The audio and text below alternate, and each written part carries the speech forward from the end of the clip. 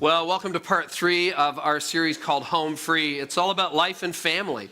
And if you missed the first 2 parts, you can catch up online. And we want to welcome those of you who are joining us at our campuses today in Barrie and Orillia in Central Ontario, those of you watching or listening by podcast, and those of you watching online. Thanks so much for joining us. And I just get so excited about this conversation. And we've been teeing up this week because we're saying, hey, we understand that not everybody has kids at home. And how do you do a parenting series or a family series for 6 weeks when not everybody really feels like they fully participate? Now, one of the things I would say, this is the 3rd family series we've done over the last 3 years.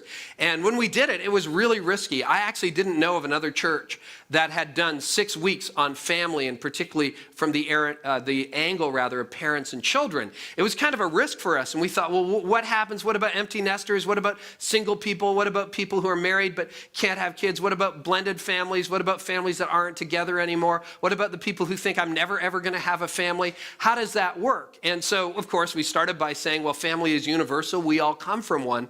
But I have been amazed at the number of people who've come up, particularly younger people in their 20s who have said, I'm not married, or we're just married, but we don't have kids, or we're trying to have kids, but we can't have kids. And I just want you to know we are taking notes, and this is so helpful, and thank you so much for it. So we've been encouraged by that, but there's probably some of you who are thinking, well, this just doesn't apply to me. I'm not part of a family. Sure, I had parents, I came from a family, but family's not a great term for me, or it's something I want, but it just doesn't seem to be happening in my life. And so you might be the person who's tempted to say, I don't think this is ever gonna apply to me. Well, I'm so glad you're here today, because this is a message where I hope we can change your mind. And I don't want to change your mind. I think the scripture will change your mind when we look at it today. I hope so. In fact, my goal today is to have all of us walk away from this message and say, I really do have a role to play in family. It doesn't matter what your story is. It doesn't matter what your life status is. It doesn't matter if your kids are grown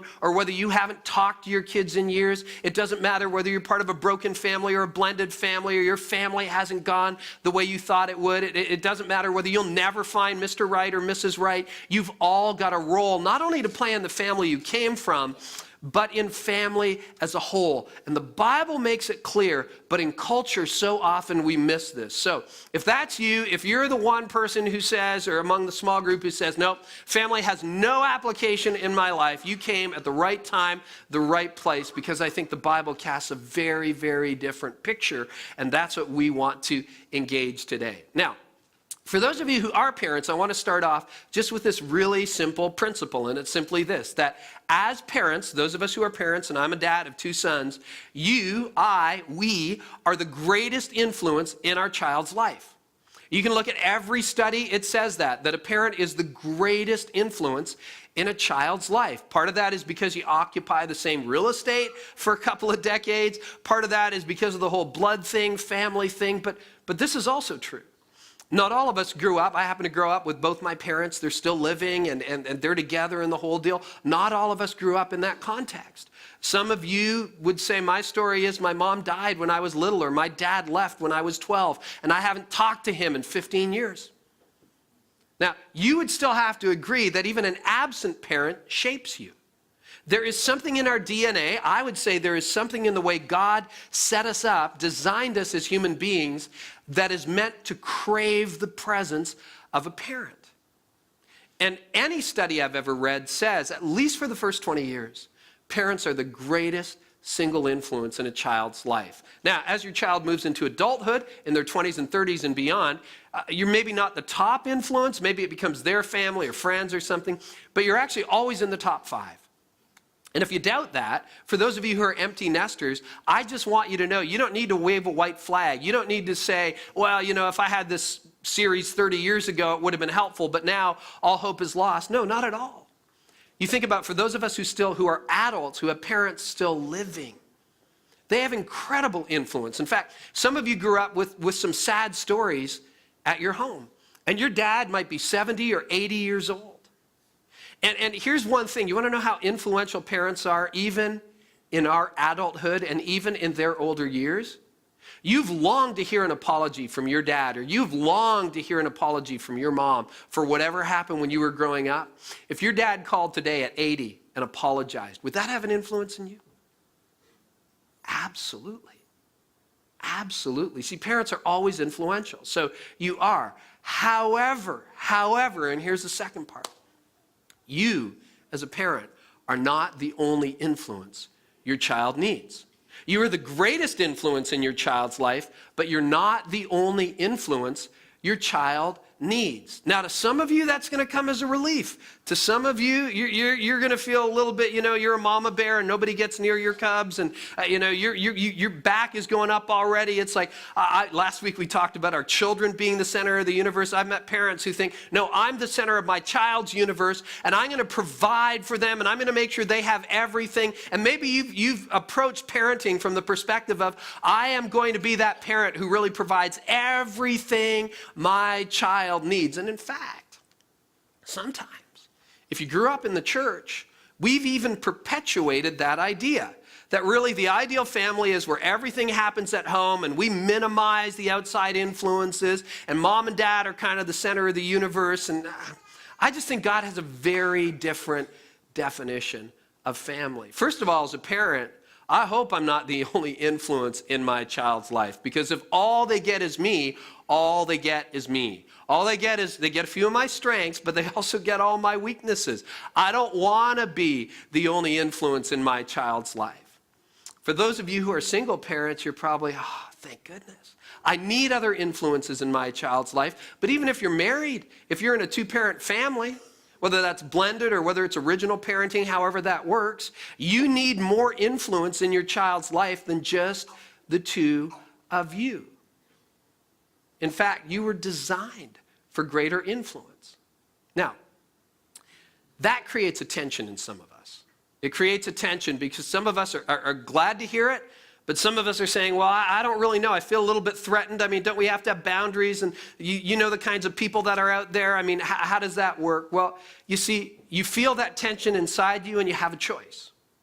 You can cooperate with the reality, or you can compete with it.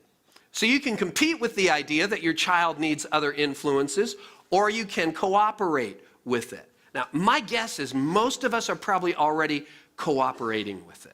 Why?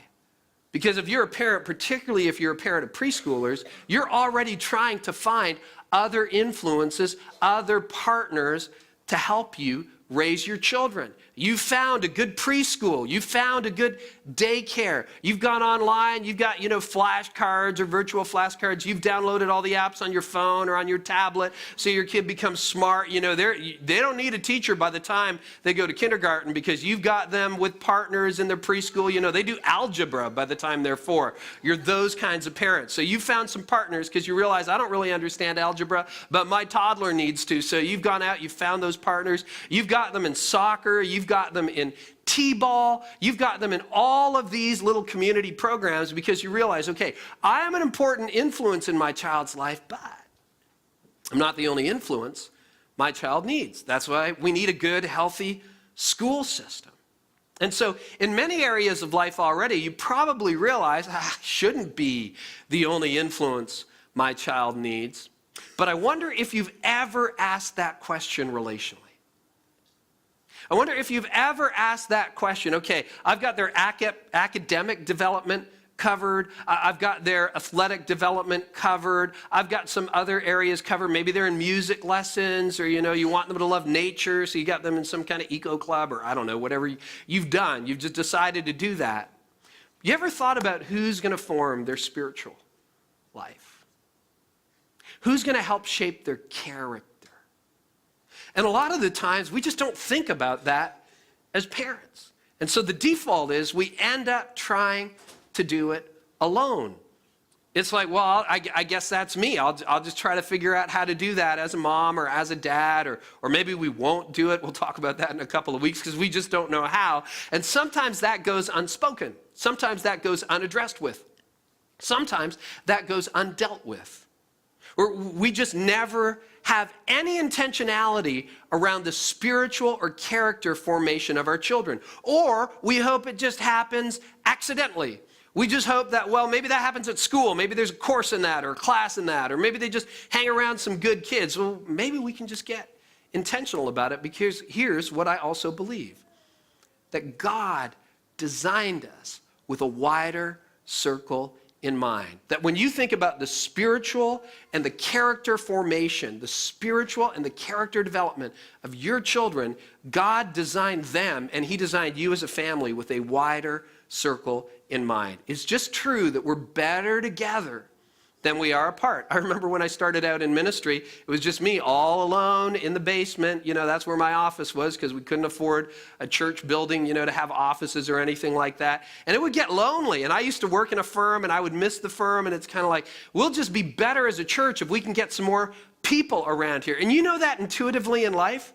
It's also true in cycling. I took up biking, cycling a couple of years ago because I wanted to get in shape and I needed a hobby I liked, and I just kind of really enjoyed it. Now, one of the things that I've done cycling, and everybody approaches it differently, but I look at that as individual time. I love it. It's sort of my therapy. It's also a chance, nobody's talking to me or texting me or emailing me, and I can just go out for an hour, hour and a half, and just kind of relax and hopefully get in shape at the same time. And I'm not like an epic cycler. I just do it a couple times a week because I enjoy it, have a good time. But I've always kind of done that as a solo sport. I have a lot of friends who are cyclists, and they're always encouraging me to come out on group rides, but I know I'm not going to be the fastest, so I'm kind of like, no, it's okay, and it's sort of my private time. Well, I've had a friend, he actually attends one of our campuses, and he's been encouraging me to participate in this charity ride for about 5 years, and there have been calendar collisions and so on, but at small group on Monday night, I had some of my friends in that small group, and they're cyclists, talk about participating in a race this coming weekend, which now would have been yesterday. And they said, you should sign up. It's a charity ride. It'll be a lot of fun. And I hesitated, but they pressured me into it. So I signed up. So I signed up and I went to this ride. It was a 50-kilometer race, 53 kilometers, a little bit long. Usually I just go out for an hour, hour and a half. So that would be close to 2 hours for a ride. I knew I could do it, but I'm competitive, but I don't like the competitive nature, particularly when I can't win. I don't like that part. So I thought, okay, I'll go in it. And my good friend Rob was there. Now, Rob's a great guy. And I mean, for him to ride with me is just charity on his part, because he's actually ridden with Lance Armstrong, the Lance Armstrong, in a ride. He has trained with Tour de France cyclists. I mean, it's incredible. He could kill me on a tricycle. He'd be on a tricycle, I'd be on his bike, he'd do laps. It's unbelievable. But he said, no, we'll just go at your pace, and away we go. So we got to this race yesterday, and there were about 75 riders, and I got ready to go, and there were some other friends with us, but they were going to do the shorter loop. So Rob and I got ready, and they started the race, and we headed off. And before I knew it, we were at the front of the pack, and I was just trying to keep up with Rob. And again, I don't usually ride in a group setting. There's another guy named Don. He was a faster rider. He caught up with us. And so we did pretty much the whole race together. And when I got to the halfway mark of the race, we'd done about 25K, I was pretty impressed, because we were starting to move at 27 kilometers an hour. For those of you listening online from the U.S., that's about 87 miles an hour, just so you know, okay? We're going fast. No, that's about 18 miles an hour. That's what it is. So about 27 kilometers an hour, which is a little bit faster than I normally ride alone. I thought, oh, this is good. Then we stopped at the halfway mark, grabbed some refreshment, and started going. The next quarter of the race, the next 10, 15 kilometers, they were rough. I started to fall behind those guys. I was riding on my own, and they were way ahead. At one point, they were so far ahead, I thought, did I take a wrong turn? No, I was just slow. So anyway, I caught up with them. They waited up, actually, truthfully. So I didn't catch up with them. They waited up.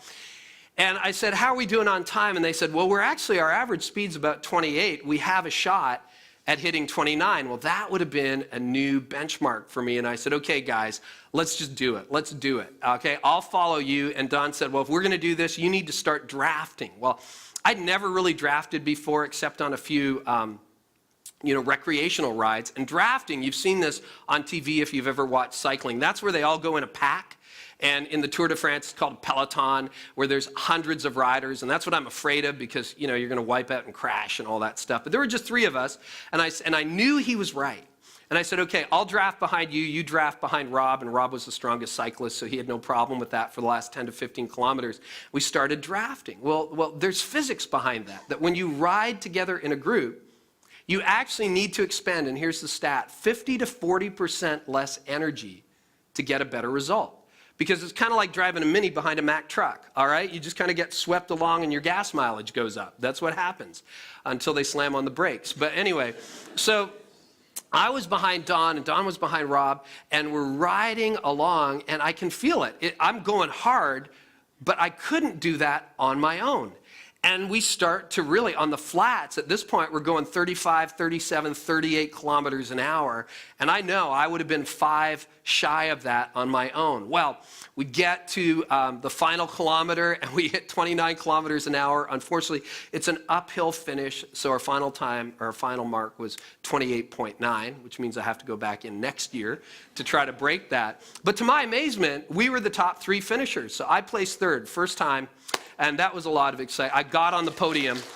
Now, thank you. It was a non-competitive race. It was a charity ride. But I'm just going to claim that, okay? Because it felt good in the moment. But the point is this. I'm a better rider when I ride with other people. And that's true. It's true psychologically because you got the ego thing going on. I got to keep up with these guys. But it's also true in the laws of physics. That when you ride with other people, you're just faster, which is why you always see cyclists together. And God actually designed life like that. Now, in this text we're going to look at today, Jesus kind of explodes the traditional definition of family. And he does it in a way that I think sometimes in the church we miss. Because you probably heard church leaders talk about family and what that looks like, and that's under assault these days. Well, Jesus just has a different definition than any of us really talk about, and that's what I want to look at. So, again, if you don't feel included in family, if you think that's passed me by, or I'm the black sheep and I haven't talked to anybody in years, or you just haven't had a family, you haven't found someone, you tried to have kids, you can't have kids, it's like, what's my role? Just get ready for what Jesus has to say in Matthew chapter 12. And again, this is not a particularly well-known passage, but it's a fascinating passage, and it just happens in the everyday life of Jesus. So Matthew 12, beginning at verse 46. As Jesus was speaking to the crowd, it was just an ordinary day, he's preaching, teaching, healing, etc. His mother and brothers stood outside asking to speak to him. So, what do you think should happen? Oh, your mom and your brothers are outside. You should probably talk to them. Now, that probably comes as a surprise to a lot of us because we're like, Jesus had a mother and brothers. Well, yeah, he had Mary, and she was his biological mother, and there was an immaculate conception, the Holy Spirit, you know that part, that's sort of the Christmas story. But he also had brothers, or half-brothers, so to speak, because Joseph was their father. But he grew up in a family, and so his biological family wanted to have a conversation with him, and he was in the middle of whatever he was doing that particular day. Verse 47, somebody told Jesus, your mother and your brothers are outside, and they want to speak to you. So what do you think Jesus would do? He'd say, okay, hang on, everybody, just a second. I'll finish the message later. My mom's outside. I got to go talk to my mom, right? I have this rule in ministry, and I made it a few years ago after a few false starts. I've got a couple of days in my week that are just wall-to-wall meetings, from breakfast pretty much almost through to dinner. And I've always said, because my kids, my wife, they don't call unless they kind of have to. But listen, I'll take your call during the day because I don't get a lot of breaks. So if it's urgent, just give me a call and I'll take it. And so I do. It's just sort of a family first. Work is important, but your family's really important. And you would expect Jesus to do that. Now, what does Jesus do? This is the surprise. Verse 48. Jesus asked, "Who is my mother? And who are my brothers?" It's kind of like, that's not my mama. There's the Mother's Day text for next year, by the way. I mean, isn't that kind of rude of Jesus? You would never say that to your mother. Who's my mother? Who are my brothers? What's he doing? In fact, I saw this at a Walmart parking lot this week and took a picture. I want to show it to you. I wondered if the guy was reading Matthew chapter 12.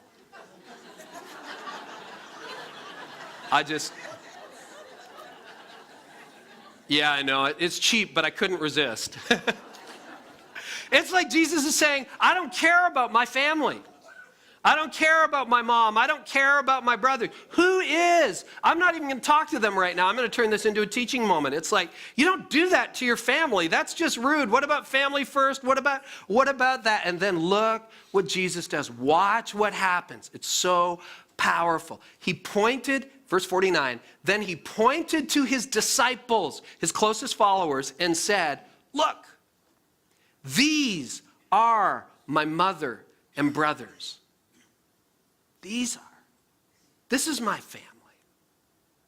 Now, before you think Jesus is throwing family in the garbage, understand that he didn't throw his family out, he just supplemented it.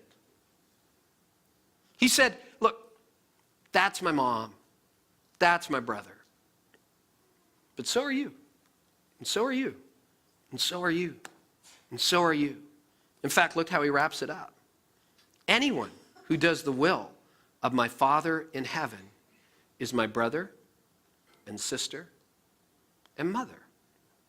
Now we know he still valued his mother Mary and his siblings. How do we know that? Well, we know that because when Jesus, a few years down the road, would be crucified and put to death, not because of anything he did, he didn't commit any crimes, but just because the religious leaders were jealous and they used the power of Rome to crucify him. A lot of his disciples abandoned him at the cross. It's a horrific scene. But you know who stayed till the end? His mom, Mary. She was there the whole time.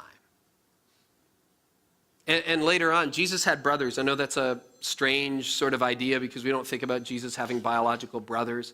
I mean, you kind of think of just him and Mary and maybe Joseph. We don't really know what happened to Joseph. He doesn't show up much after the opening parts of the New Testament. But we know about one of Jesus' brothers. We actually know his name. His name is James. And if you read the Bible and you've read to close to the end, there's a book called James. And it's written by James, who is the biological half-brother of Jesus. Now, if you doubt that Jesus died and rose again and is Lord and is God, and you're skeptical about that, I just want you to know Jesus convinced his brother, James, that he was God. Could you imagine trying to convince your brother that you're God? That's tough. I mean, that's a tough sell.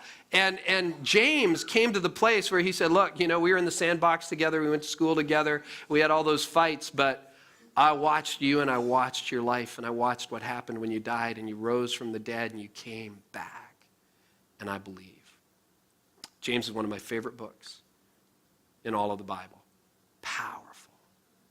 So he didn't throw out his family, but he supplemented it. He did.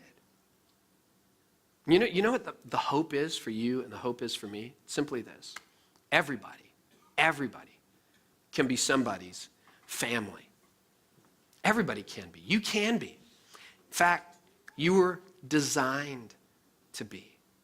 Next point, let's just have a real quick look at it.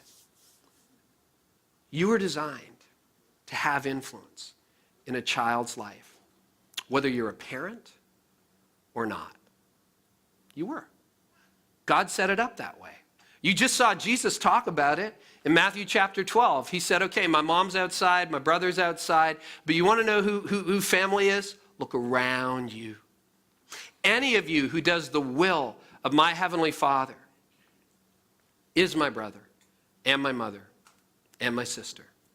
And Jesus was actually not introducing a new teaching. He was being perfectly consistent with what was taught in the Old Testament. We could have just as easily looked at Deuteronomy chapter 5, Deuteronomy chapter 6, when Moses, one of the greatest leaders in the Old Testament, is standing up in front of the whole nation of Israel, hundreds of thousands of people. And he says, parents, teach the commandments that I'm giving you today from God to your children. Except he didn't use you just to refer to parents. We always read it that way. He was talking to everybody. He said, okay, all of you who don't have kids, hey, young adults, hey, teenagers, you who are out on your own, you have a responsibility. Hey, senior citizens, hey, all of you who will never be part of a family, who lost your family, who don't have a family, all of you are responsible together for teaching these commandments to your children. It's just your responsibility. And Jesus is teaching it in a fresh way in Matthew chapter 12, where he just says,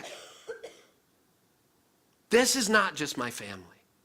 You are my family.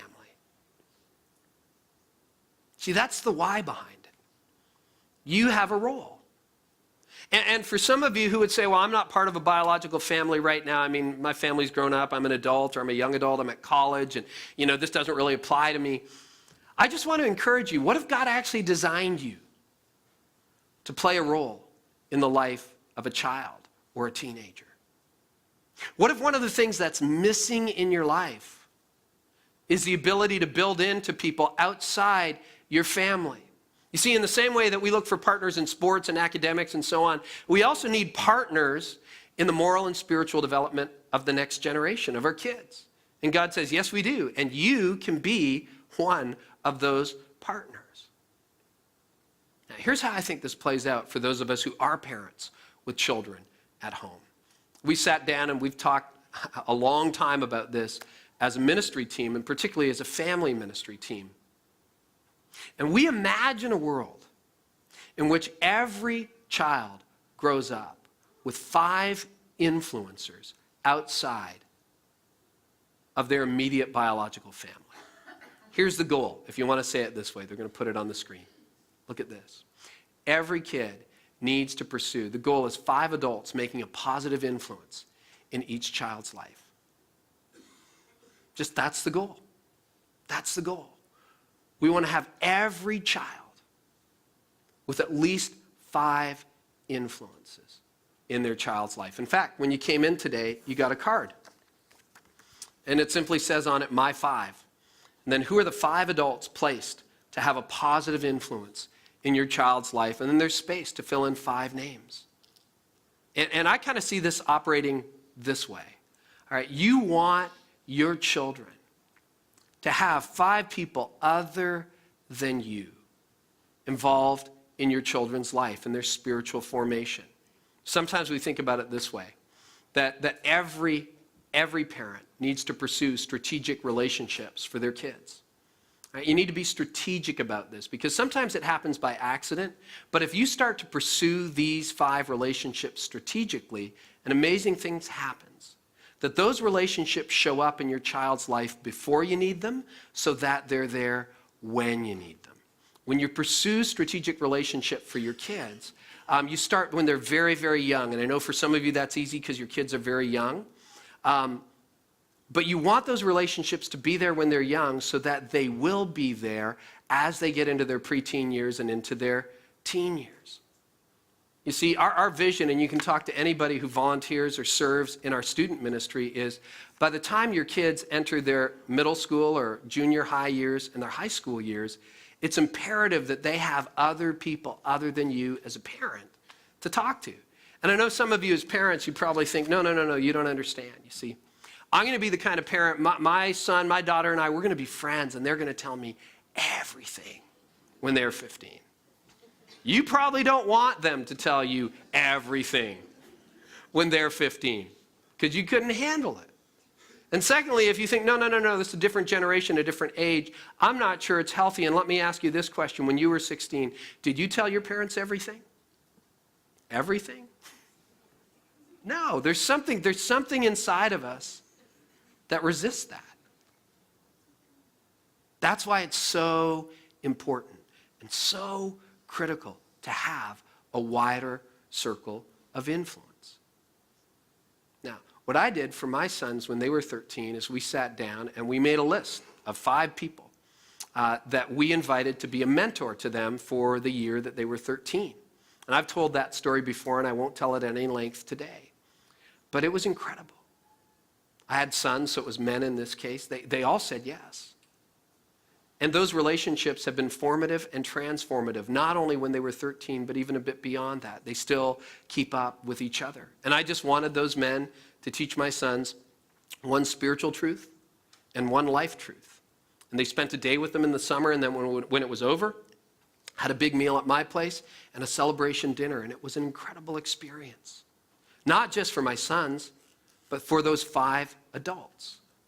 We just need a wider circle of influence. And as a parent, you feel the tension of that because there's something inside me that wants to be everything for my kids. And then there's something inside me that says, no, I can't be everything for my kids. I'm not that together. And God actually designed us to learn from other people. I know as an adult, I'm at my best when I have mentors and other people building into me. I can't figure this out all by myself. And for some of us as parents, particularly I would imagine, it's not my circumstance, but as single parents, this will come as such a relief. Because now you've got partners. So if that's the goal, to develop the 5, how do you do it? How do you do it? Well, I think there are 3 steps you can take to help your kids find their 5. Number one is pretty simple. Build the bond with your child or teen's small group leader. Now, the good news is I can tell you who to put in column number 1, in line number 1 right now. If you have a child or a teenager down the hall, in Wombaland, which is our preschool environment, in Upstreet, which is early elementary, in Transit, which is grades 6 through 8, or tonight in high school at Inside Out, just in line number 1, write the name of their small group leader. We're so committed to this principle as a church, we've actually organized our church around it. Because we believe that every child doesn't just need a teacher. Maybe if you grew up in church, you grew up with a Sunday school teacher. We think teachers have a role, but we think it's more important for kids to be taught by somebody, maybe from the platform or from a video teaching or something. But what they actually need is a small group leader. They need somebody who knows them by name. They need somebody who knows their ups and downs. And so we've structured our church in such a way that every child has a small group leader. That's true in the high school years. It's true in the preschool years. And they're carefully screened. Don't worry. It's a pretty rigorous test and standard we hold everybody to. But if you have a child, you need to know as a parent that these small group leaders pray for your son or your daughter regularly, that they care about them. They know in their small group, because it's a consistent group of kids, who the popular kid is, and who the one is who eats all alone at lunch. And they know how to bring God's truth in a particular context to each of the children in their group. And they're committed to the relationship and to building trust. And in the preteen years and the teen years, as kids start to look around, and you know what they do, they start to withdraw from you a little bit, mom and dad, and that's natural and that's normal. That doesn't mean you should give up. It just means your relationship is going to be different. But one of the best things that you can do is build the bond with your child's small group leader. If you don't know the name of your child's small group leader, ask your son or daughter. If they're not sure because they're young, just ask at the check-in desk when you drop them off. Hey, I'd love to meet my child's small group leader.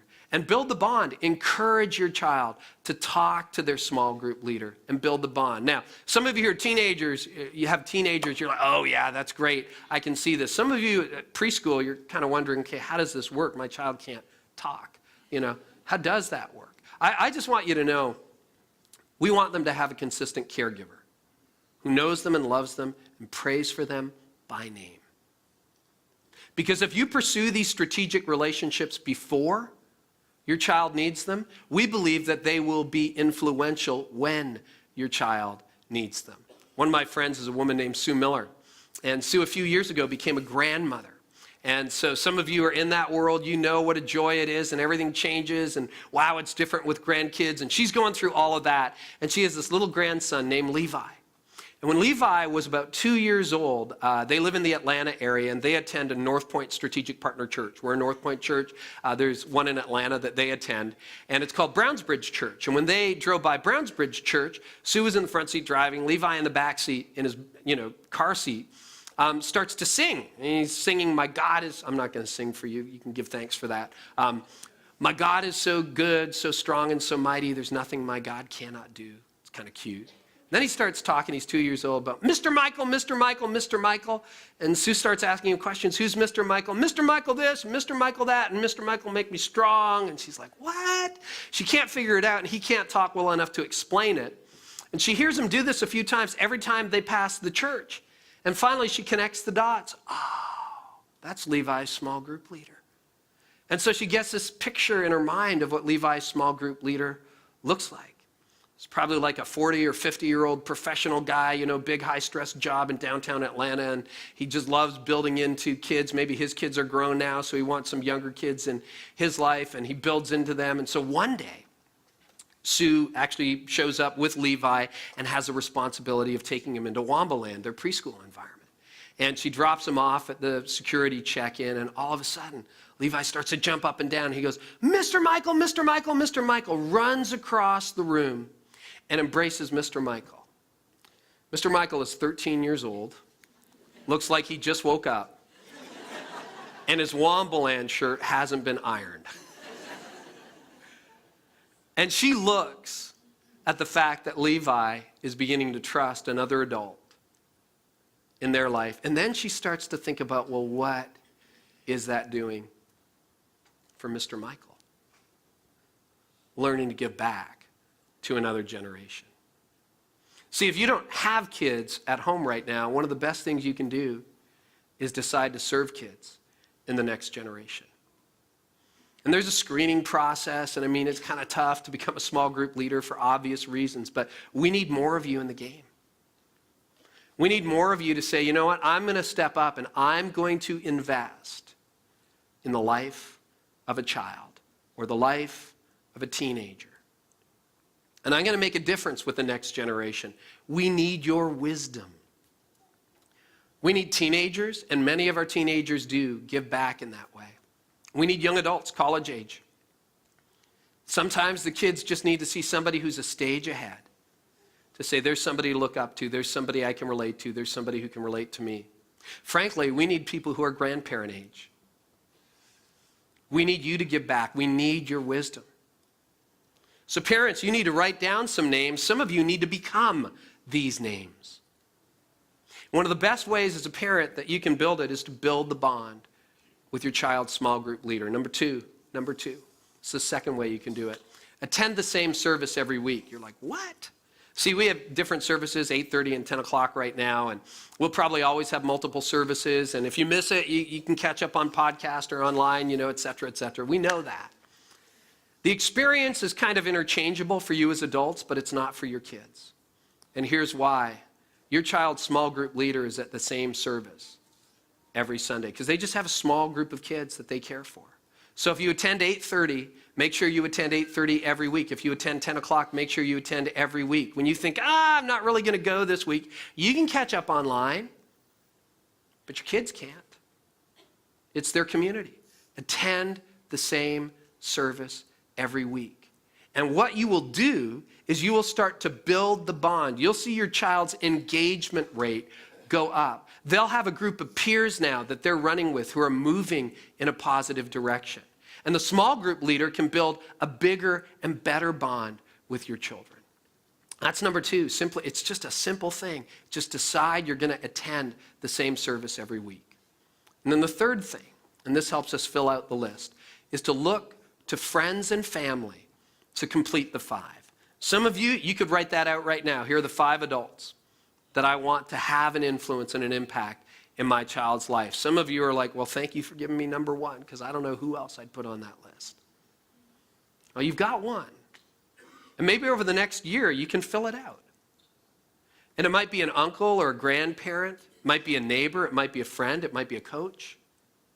It might be somebody, but somebody who shares a faith in Christ. Somebody your child respects. And somebody that you believe will have a positive, lasting impact in the life of your child. You know how this list will operate over time? I think it'll operate this way. It'll operate like your phone does. I've got, a ridiculous amount, like 1,500, 2,000 contacts in my address book. But I have this little thing on my phone just called favorites. And I've got less than a dozen people on my favorites list. And it's not because they're my favorites, don't worry. It's just because these are the people I talk to all the time.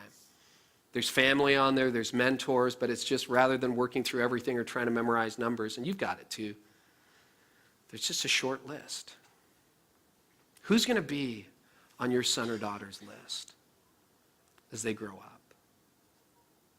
See, for some of you, you need to be the person on that list. That's why you need to sign up to serve. But for parents, it's like, who beyond me is going to be on that list? Who are they going to call when they don't want to tell me, or they're worried, or they're confused, or I gave them advice, but it was only partially helpful? Who can they call who will build into them? If your kids are young, you might fill out the list for yourself and just talk to the people on the list and say, hey, would you just take a special interest or set up a day or something like that for them to spend together, and just leverage the relationship and the influence that those people can have. If your kids are older, you might sit down with them together and write out the list. Who do you know? Who do I know? And be intentional about it. But here's what we believe, because I think God believes it. Everybody can be somebody's family. And in fact, your family is stronger when there are other voices at work in your child's life. Your child is stronger when there are other good, loving voices, Christian voices, at work in their lives. And so you can just hope that happens, or you can do something about it. And we've done at least something that we're excited about, being able to fill out the first line of the card for everybody who has a child in our family ministry environments. And we want to do everything we can to help you fill out the rest. Let's pray together. Heavenly Father, I'm really, really grateful for our time together today. And I thank you that you haven't left us alone. I'm sure there's some of us who really did feel alone growing up. And I thank you that that doesn't have to be the case. Thank you so much that your design of family moves beyond bloodlines. Thank you that your idea of family actually has a role for all of us at one level or another. Maybe some of us really feel the tug to become one of the 5 for somebody that you placed in our heart, or we don't even know, but this is a call to serve, a call to step up.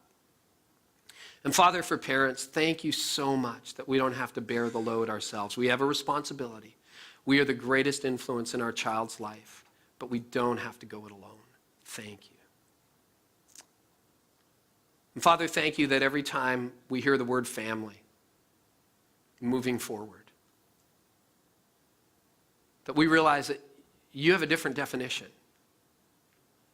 And it's one that gives the next generation more of a fighting chance, more positive influence, more encouragement along the way. So just help us to leverage that. In Jesus' name, amen.